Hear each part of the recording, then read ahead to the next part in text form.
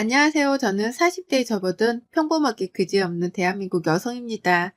일남이녀 집안의 장녀로 태어나 약간 돌아있는 상태로 어린 시절을 보내긴 했지만 지극히 평범한 학창 시절을 보냈고 또 지극히 평범한 직장인이 되어 살아가고 있어요.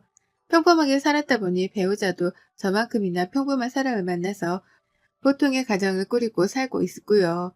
참고로 아이는 없습니다. 남편이 평범하긴 평범한데 술만 마시면 길바닥에 드러누워 잠드느라 소식이 끊기는 더러운 술버릇을 가지고 있더라고요. 네, 지금껏 살며 제 인생에 찾아왔던 가장 큰 시련이자 보통스럽지 않은 반전이었습니다. 그 덕에 이 남자랑 아이 낳고 살았다가는 큰일이 나겠구나 싶었고요. 술버릇부터 고쳐놓고 난 후에 아이를 낳는다는 것이 그만 제가 40대에 접어들고야 말았어요. 아이는 보기 좋게 포기를 했고요. 아무튼 평범한 사람이 맞는데 남편을 만나 보지 못한 반전 모습을 목격하며 조금씩 제 삶은 평범함에서 이상한 쪽으로 틀어졌던 것 같습니다. 그리고 현재 저는 제 삶에 큰 변화를 준 남편에 이어서 시어머니 때문에 사연을 적고 있네요. 남편이 제 삶을 이상하게 만들어 놓았다면 시어머니는 제 삶을 쑥대밭으로 만들어 놓은 장본인이랍니다. 어디 얼마나 제 삶을 쑥대밭으로 만들어 놨는지는 지금부터 세세하게 풀어볼게요. 한마디로 시어머니를 표현해 보자면 이분은 앞뒤가 굉장히 구린 분이세요. 며느리인 저의 평가니까 조금 객관적이지 못하다 싶을 수도 있지만 사실입니다. 정말로 앞뒤가 구리세요. 결혼 초부터 시작된 남편과 제 사이의 이간질로 인해서 한동안은 제가 마음고생을 엄청 했답니다. 앞에서는 우리 며느리라고 하시면서 잘 챙겨주시는 듯 하더니만 뒤에서는 남편을 붙들고 제가 미련스럽다며 뒷담화를 엄청 깠더라고요. 행동이 굼떠서 시어머니가 꼭 시켜야만 움직이고 그제서야 움직이는 것도 답답해 죽겠다고 말이죠. 말을 꺼내는 것도 속으로 한참 생각하고 말하는 것 같은 게 꼭 가식덩어리 같다고요. 이 말을 듣고서 한동안은 정신이 멍해 일도 잘 손에 잡히지 않았답니다. 저로서는 처음 들어보는 저를 향한 평가였기에 인생을 다시 태어난 듯 황망했죠. 대한민국에서 나고 자라 스피드 하나만큼은 최고라 여기며 살던 저였거든요. 느리고 답답하고 속에 꿍해놓고 사는 게 싫어서 행동 하나만큼은 결단력이 빠르다 자부하는 저였습니다. 오히려 회사에서도 일처리가 늦은 부하 직원을 보면 속이 답답해 한숨이 절로 나오기도 하는 저였고요. 누구보다 빠른 걸음으로 지하철역을 뚫고 나가고 누구보다 빠른 대사로 뒤처짐을 경계하며 살던 저였는데 그런 제게 답답하다는 사람은 시어머니가 처음이었어요. 남편으로부터 이 말을 전해들은 뒤에 제 행동을 좀 더 고쳐보고자 노력도 했습니다. 시어머니가 부르시면 일부러 더욱 빨리 몸을 움직였고 내가 나서서 잔일을 하기를 원하는 건가 싶어서 저 혼자 부엌에 죽 치고 서서 설거지를 해보기도 했죠. 그러자 그때부터 어머님은 뒷담화를 멈추더라고요. 제가 나서서 잡일을 도맡아 하며 집안의 가정부 역할을 충실히 하기 시작한 그 순간부터 어머님은 모든 게 괜찮아졌다는 듯이 앞뒤 태도를 명확히 하셨답니다. 더 이상 뒷담화를 할 것이 없다는 것 마냥 말이죠. 하지만 잠깐의 뜸을 들이고서 또 이놈의 이중적인 병이 도지셨더라고요. 저희 부부가 아이를 안 낳고 있으니 그걸 가지고 문제를 삼기 시작하신 겁니다. 앞에서는 요즘은 그게 대세다. 니들이 알아서 할 문제니까 우리는 전혀 관여하지 않으마. 라며 쿨한 척을 하시더니 정작 뒤에서는 또 남편을 붙잡고 제가 몸에 문제가 있는 게 아니냐는 식으로 뒷담화를 깠다는 겁니다. 그게 아니라면 왜 여태 아이를 낳지 않고 있냐고 말이죠. 본인 입으로 저희 부부가 알아서 할 문제니 관여하지 않겠다고 말을 하셔놓고 뒤에서는 전혀 다른 태도로 저를 욕보이고 계셨던 겁니다. 자기 아들한테 문제가 있어서 그런 거라는 생각 따위는 하지도 않으신 채 말이죠. 그걸 또 전 남편을 통해서 듣게 되었고 이런 말들을 그대로 전해주는 남편이 믿다가도 뒷담화를 한 시어머니가 밉고 또 그런 와중에 같이 누워 사는 남편이 밉다가도 또 멀리 사는 시어머니가 미웠습니다. 이런 생각이 반복되며 꼬리에 꼬리를 물었던 것 같아요. 결혼하고서부터는 절대 평범한 저의 모습으로 돌아갈 수 없었답니다. 늘 마음을 불편하게 하는 사람들의 존재로 속을 썩였죠. 저도 사람인지라 속이 확 터져버리려고 할 때가 있긴 있었거든요. 앞에서 싱글방글 우는 시어머니를 보며 뒤에서는 또 딴 말을 하겠지 싶어 말이죠. 하지만 제가 조금이라도 기분이 안 좋거나 말 섞기 싫다는 듯의 표정을 짓기라도 하면 어머님은 먼저 나서서 방방 뛰며 역정을 내셨습니다. 며느리가 자신을 눈치 보게 한다면서 말이죠. 왜 밖에서 기분 나빠 온 걸 시댁 안에서까지 보이려고 하냐며 막 혼을 내더라고요. 정작 본인 때문에 화가 날 줄도 모르고 밖에서 일하다 받은 스트레스를 집에서 풀려 한다며 저를 막 혼내키는데 억울하기도 했지만 별말을 못했어요. 사실이었으니까요. 화가 나면 싸우기라도 해서 풀어야 하는데 그렇지 못한 채 표정만 구기고는 각 잡고 있던 제 잘못도 있다 싶었습니다. 그래서 전 이런 와중에도 시어머니께 별말을 못한 채 수긍만 하고 잘못했던 백기를 먼저 들어야 했네요. 더 큰 싸움으로 번지는 건 정작 제가 싫었거든요. 이렇게 저는 시어머니랑 보이지 않는 간격을 사이에 두고 살았습니다. 언제 누구 하나라도 삐끗하면 싸움이 터질 텐데 그게 무서워서 일방적으로 제가 참고 있었습니다. 이렇게 답답함을 유지한 채로 시댁에 가면 늘 시어머니 눈치를 보기 바빴고 잘 지내고 온 날이라 할지라도 어제 어디서 제 뒷담화를 깔지 모른다는 생각에 진심을 느낄 수는 없었답니다. 남보다 못한 사위와도 다름이 없었죠. 그리고 이런 모습을 저희 친정에서는 너무 안타까워 하셨어요. 특히 저희 아버지는 제가 너무 힘들게 사는 게 아니냐면서 그 나이에 눈물까지 자주 훔치셨습니다. 자신을 쏙 빼다 닮고 가장 아끼며 키웠던 큰딸인데 결혼해서 아이도 낳지 않고 마음고생이 심한지 살이 쪽쪽 빠져가는 걸 누구보다 안쓰러워 하셨던 거죠. 옆에서 지켜보며 말입니다. 그와 더불어 한 번은 결혼 2년 차에 저희 아버지가 남편과 저의 대화를 엿들은 적도 있었어요. 친정에 갔다가 남편이 눈치 없이 우리 엄마가 알면 자지러지시겠네 라며 저한테 속삭이듯 말을 했거든요. 친정에 와서 제 손으로 과일 깎은 걸 가지고 남편이 시어머니께서 질투할 게 뻔하다며 하는 농담이었습니다. 그걸 가지고 아빠는 제가 시어머니한테 그리 큰 이쁨을 받지 못한다는 걸 눈치챘던 것 같아요. 시모 성격이 보통이 아니라는 것도 말이죠. 그래서 그 후로는 별의별 것들을 사다 주면서 제게 기쁨을 주려 하셨어요. 이를테면 생일이 아닌데도 카페 쿠폰을 보내주신다거나 생일일 땐 꼭 제가 가지고 싶은 걸 미리 물어보셨다가 사주시면서 말이죠. 제 나이가 벌써 40이 넘었는데 아빠 눈에는 제가 아이 같아 보이는 건지 저희 아버지는 꼭 제게 선물을 챙겨주시곤 하셨습니다. 여전히 먼저 전화를 걸어서 안부를 물어주시고 가끔씩은 심심하다며 드라이브를 나가는데 저를 동행해 가기도 하셨죠. 그런 아버지께 저도 늘 가까이에 있는 절친한 친구가 되어드리고 싶고요. 그러던 중 제가 2달 전 생일이었습니다. 그리고 올해도 역시나 저희 친정 아버지께서 선물을 보내주셨어요. 그전부터 계속해서 뭘 가지고 싶은 게 없는지에 대해 물어보시더라고요. 너무 많은 선물을 받기도 했었고 제가 나이도 있는지라 아빠한테 부담을 드리고 싶지 않았습니다. 그래서 저는 다 받았으니 더 이상 따로 사려 하지 마시라며 말렸죠. 그런데 아빠가 생일날 엄마랑 같이 집에 찾아와서는 선물을 건네주시더라고요. 명품 브랜드의 가방이었습니다. 1, 200 하는 것도 아니고 무려 500만 원 호가하는 명품 가방 말이죠. 아빠가 딸내미 선물 하나 근사한 걸로 사주고 싶었다면서 그걸 건네주는데 옆에 있던 남편도 그렇고 저도 그렇고 자지러지는 줄 알았어요. 이런 비싼 선물은 제 남편도 사준 적이 없었거든요. 저희 부모님께서는 모아놓은 돈도 있으셨고 저나 동생들 모두 다 번듯한 직장에서 일을 하는지라 가져다 드리는 용돈도 제법 두둑했습니다. 거기에 엄마가 재테크에 능하셔서 젊은 시절 벌어놓은 돈도 제법 있었고요. 부모님이 어려운 지갑 사정을 감안하고 사주신 가방은 아니었기 때문에 큰 부담은 없었지만 그럼에도 불구하고 나이 드신 부모님이 딸 자식 챙긴다며 명품 가방을 사주셨던 사실은 너무나 송구할 따름이었어요.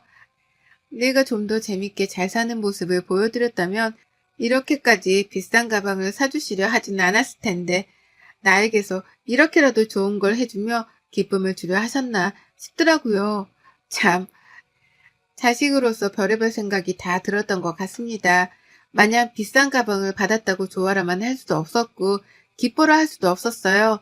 복잡한 감정에 놓인 채로 부모님 앞에서는 가면을 쓴 채 철없이 감사하다고 잘 쓰겠다며 누구보다 좋아라 했네요.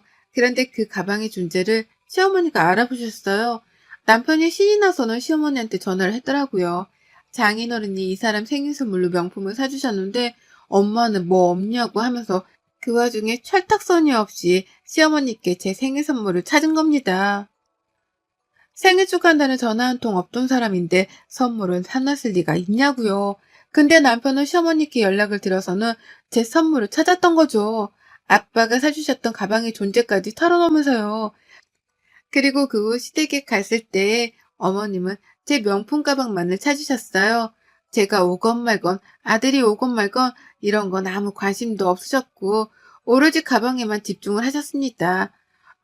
너희 아버지가 사다 주신 그 가방은 뭐냐? 이거냐? 이게 아닌데 왜 안 들고 왔어? 나도 보고 싶은데. 라고 하면서요. 그 바람에 저는 부담스러워서 안 메고 갔던 가방을 그 후에 시댁을 방문할 때 맸고요. 그날 어머님은 니네 아버지도 참 나이 먹은 딸한테 이게 뭐니? 얼마나 돈이 남아 돌면. 라고 하면서 가방을 한참이나 만지작거리셨어요. 앞뒤가 워낙 다른 분이신지라 도무지 무슨 생각을 하고 계신지 감도 안 오더라고요. 가방이 닿을까 걱정이 될 만큼 그걸 만지작거리니까 저도 슬슬 기분이 안 좋긴 했으나 그걸 달란 소리는 안 하니 그게 어딘가 싶었습니다. 본인도 시아버지가 사주신 명품 가방이 2개 있으면서 난 이런 걸 언제 받아보나 라고 하며 누구 들으라는 식으로 말씀을 꺼내는 것도 살짝은 이해가 가지 않았죠. 그러다 생각했습니다. 시아버지한테 새로운 가방을 또 선물 받고 싶어서 질투 작전을 벌이시는 건가 싶더라고요. 그러니까 굳이 며느리한테 가방을 시댁으로 들고 오라고 하신 걸로도 모자라 이런 걸 언제 받아보자는 말을 해가면서 관심 작전을 펼쳤던 것이라고 말이죠. 그래서 저는 어머님이 가방을 하루 좀 빌릴 수 있겠냐고 물어보는 말에 네라고 대답을 했습니다. 별말 안 했거든요. 그냥 집에서 메고 있겠다고 황당하게 말씀을 하길래 시아버지 앞에서 가방을 보여드리려고 그러는 건가 싶었어요. 그래서 새 가방을 받아내려 저러시는 건가 싶은 마음에 별 경계를 하지도 않은 채 그러라고 했습니다. 분명 집에서 가지고 있겠다고 했으니까요. 하지만 그날 후 저는 가방을 되돌려받지 못했어요. 이틀이 지나고 또 일주일이 지나도 먼저 돌려주겠다는 말을 안 하길래 물어봤습니다. 가방을 돌려받으러 집에 가겠다고 말이죠. 하지만 어머님은 바쁘다고 집에 없다는 핑계를 대시면서 제가 집에도 못 오게 하셨어요. 평소에는 그렇게 와라와라 노래를 불러가면서 저를 찾으시던 양반이 말입니다. 제 가방의 행방을 찾기 시작한 건 그때부터였어요. 이러다 시어머니가 우리 아버지가 사주신 가방을 얌체처럼 가져가는 게 아닌가 싶었던 마음에 하루빨리 내 가방을 되돌려받겠다며 연락을 취했죠. 집에 놓고 가시면 제가 들어가서 그냥 가지고 나오겠다고도 해봤고 저녁에 바쁘시면 하루 정도 시간 되는 오전에 우리 집에 들려서 가방만 놓고 가시라고 집 비밀번호까지 알려드렸습니다. 하지만 그럼에도 어머님은 소식이 없었어요. 어머님뿐만 아니라 제 명품 가방도 소식이 딱 끊겨버린 것이었죠. 그렇게 저는 무려 한 달을 버텼습니다.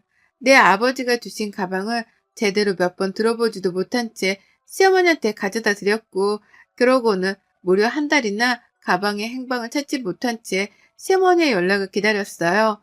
어머님은 그 한 달 사이 저를 집으로 부르기는커녕 연락조차 닿기가 쉽지 않았고 그러는 사이 자기 아들인 제 남편하고도 연락을 안 하시더라고요.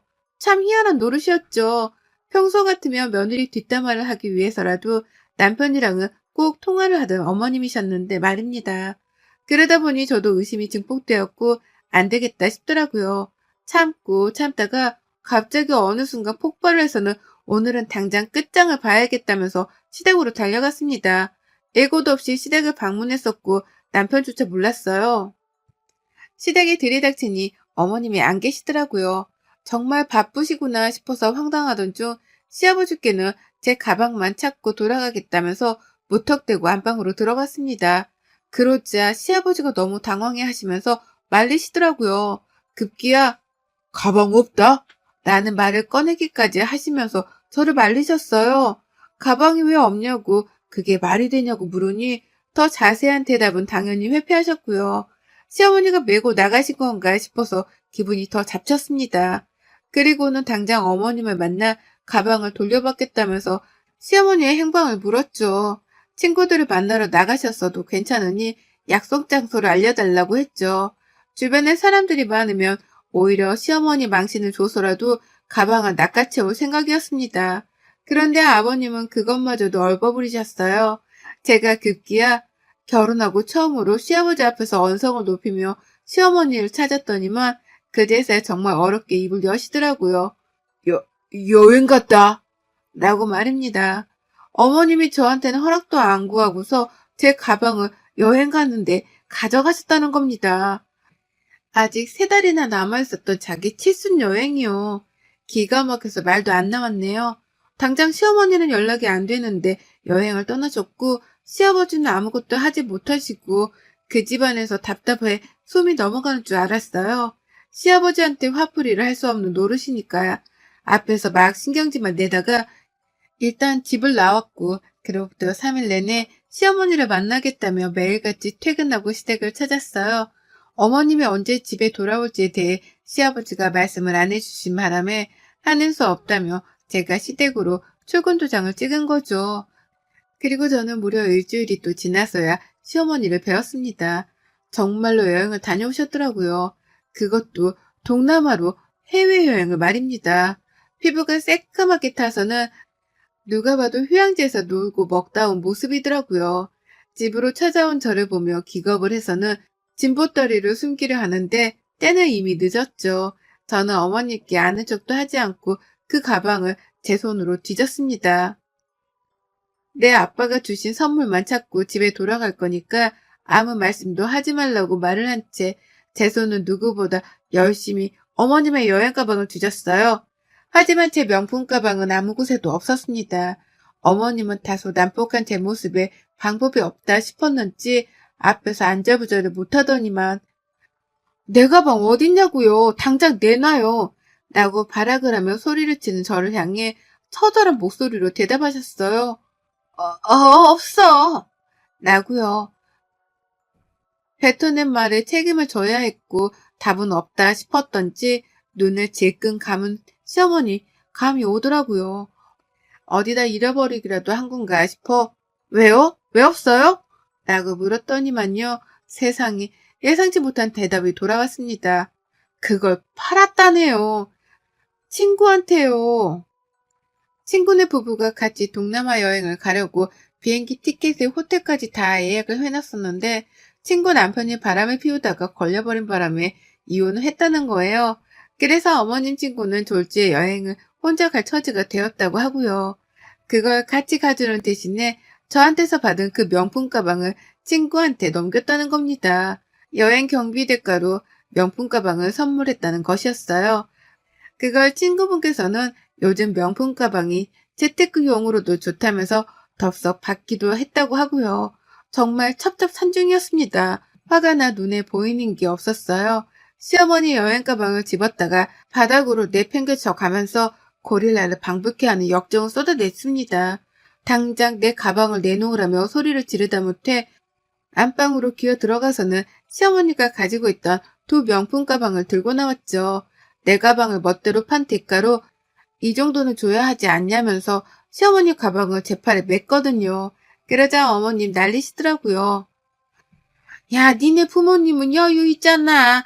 그러니까 그 나이에 40 넘은 자식한테 명품 가방도 사주는 거지. 우리는 난 내 인생에 그게 마지막 명품 백들인데 그걸 네가 가져가면 어쩌라는 거야. 내가 이 나이에 이딴 걸로 며느리랑 몸싸움을 해야겠냐? 라고 하면서 그 가방을 도로 달라며 붙잡고 놓아주질 않으셨죠.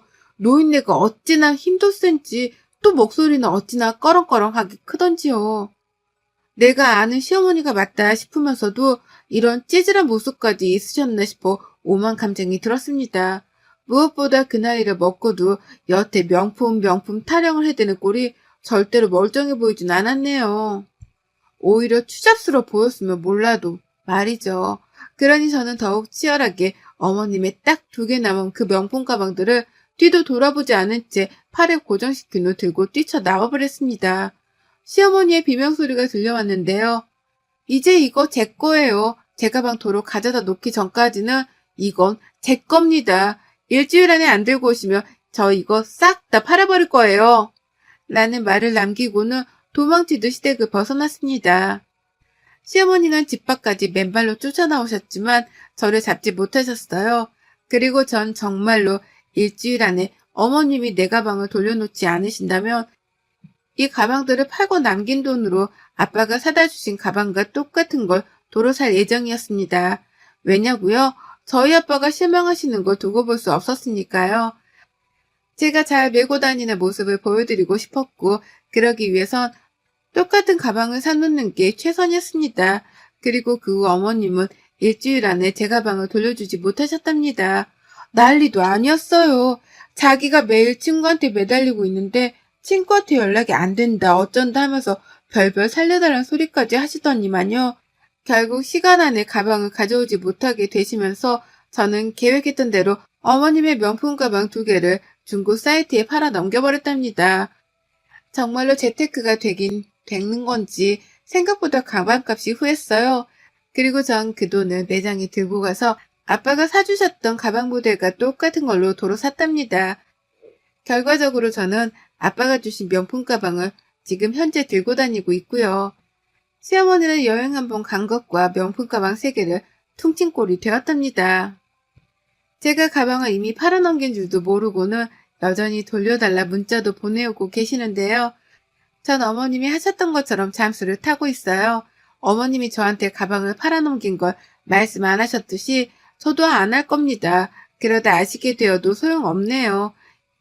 이미 2개의 가방은 팔아넘겨졌고 저는 제 가방을 더 이상 어머님께는 보여드리지도 않고 빼앗기지도 않을 거예요. 그러게 며느리 가방은 왜 함부로 손을 대다 못해 친구한테 넘겨서는 이사단을 만들어내신 건지 그 나이에 명품 거리는 것도 참 추접스럽고 그 나이에 며느리랑 가방 하나로 몸싸움을 한 것도 두고두고 회자가 될 것 같습니다.